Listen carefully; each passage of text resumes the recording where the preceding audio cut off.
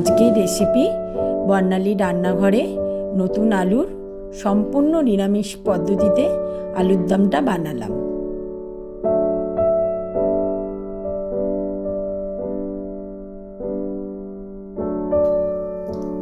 আলুর দমের জন্য আমি সিদ্ধ করা আলু নিয়েছি, আর এখানে মটরশুঁটি নিয়েছি, ধনেপাতা নিয়েছি, আর একটু কাঁচা লঙ্কা কুচিয়ে নিয়েছি। আর মশলার জন্য নিয়েছি কাশ্মীরি লঙ্কা, হলুদ গুঁড়ো, ধনে জিরে গুঁড়ো, আর ফোড়নের জন্য নিয়েছি জিরে আর শুকনো লঙ্কা গোটা, আর হিং নিয়েছি, আর টমেটো পেস্ট করে নিয়েছি, তার মধ্যে আদা আর কাঁচা লঙ্কা টমেটো দিয়ে পেস্ট করেছি মিক্সিং জারে। কড়াই আমি তেল দিয়ে রেখেছিলাম, এবার আমি আলুটা দিয়ে দিলাম। আলুটা একটু ভাজা ভাজা করে আমি তুলে নিই।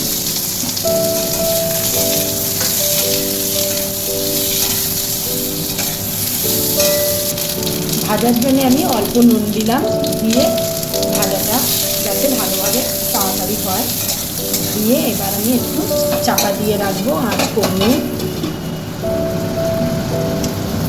চাপাটা ঢাকাটা খুলে নিলাম। চাপা দেওয়া ছিল, এবার আমার হাঁড়িটা ভাজা ভাজা হয়ে এসেছে, আর একটু হলে পরে আমি তুলে নেব। এবার ভাজা হয়ে গেছে, এবার আমি আলুগুলো তুলে নিলাম। দেখো লাল লাল হয়ে গেছে আলুগুলো। এবার তুলে নিয়ে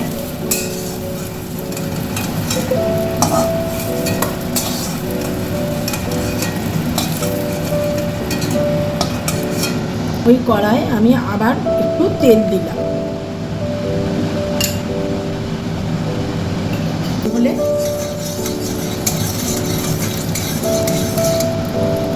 তেলটা গরম হয়ে গেছে। আমি এবার জিরে আর শুকনো লঙ্কাটা ফোড়নে দিয়ে দিলাম। দেওয়ার পরে আমি একটু হিং দিয়ে দিলাম, তেলের মধ্যে স্বাদের জন্যে দিয়ে দিলাম।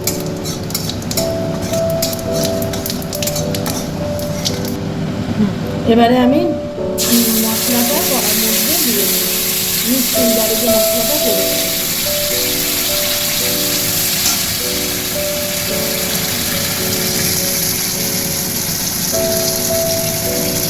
একটু জলও দিয়ে দিলাম। আমি কাঁচা গন্ধটা হয়ে গেলে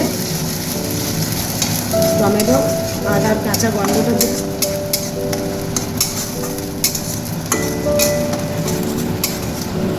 আমি মটরশুঁটিগুলো দিয়ে দিলাম, যাতে মটরশুঁটিগুলো একটু সিদ্ধ হয়ে যাবে। ওর মধ্যে কাঁচা লঙ্কাটাও দিয়ে দিয়েছি। দিয়ে এবার আমি নুনটা দিয়ে দেব। নুনটা আমি একবারেই দিয়ে দিলাম, এবার তোমরা বুঝে দেবে, যেহেতু আলুটা ভাজার সময় দিয়েছি, একটু সিদ্ধর সময়ও দিয়েছি, আর মশলা করার সময় আমি এবার একেবারে দিয়ে দিলাম।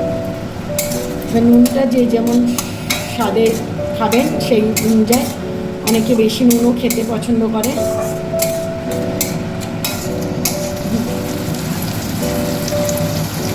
আমি এবারে একটু চাপা দিয়ে দিলাম, যাতে হয়ে যাবে, টমেটোটাও কষা হয়ে যাবে। আমি ঢাকাটা খুললাম, এবার আমার তেলটা ছেড়ে গেছে মশলা থেকে।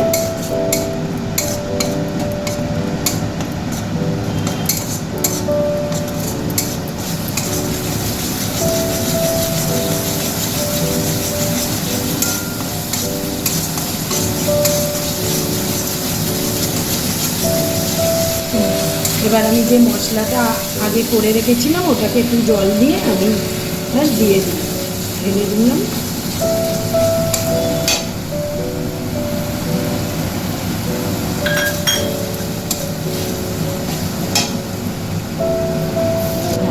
আমি একটু স্বাদের জন্য চিনি দিয়ে দিলাম।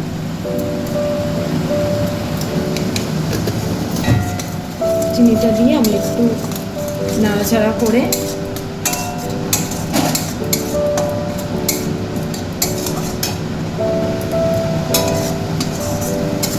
দিয়ে ভাজা ভাজা বেশি করলাম না, তাহলে কী হবে, স্বাদটা নষ্ট হয়ে যাবে। আমি এবার ভাজা আলুগুলো দিয়ে দিলাম।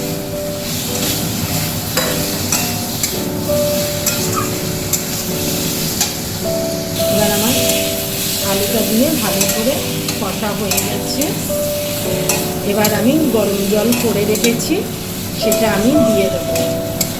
কারণ এখানে কষা কষা হবে, সেই অনুযায়ী জলটা দেবেন।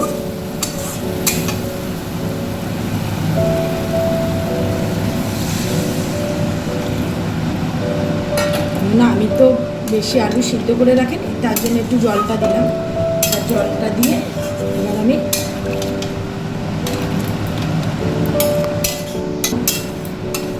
করে আমি আমার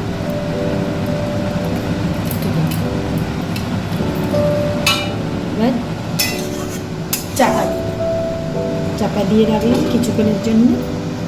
এটা হয়ে এসছে। এবার আমি কুচিয়ে রাখা ধনে পাতাগুলো দিয়ে দিলাম,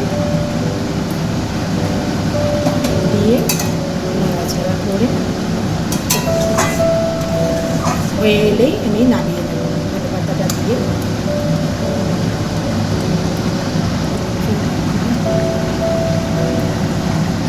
আলুটাও সিদ্ধ হয়ে গেছে, আমার একদম হয়ে গেছে, নামিয়ে নেব।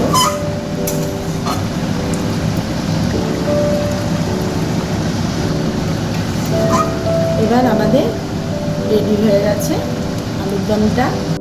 দেখুন আমার আলুর দমটা বানানো হয়ে গেছে। রুটি বা পরোটা সবার সঙ্গেই খেতে পারবেন। একবার বানিয়ে খেয়ে দেখুন, যদি ভালো লাগে তাহলে কমেন্টে জানাবেন।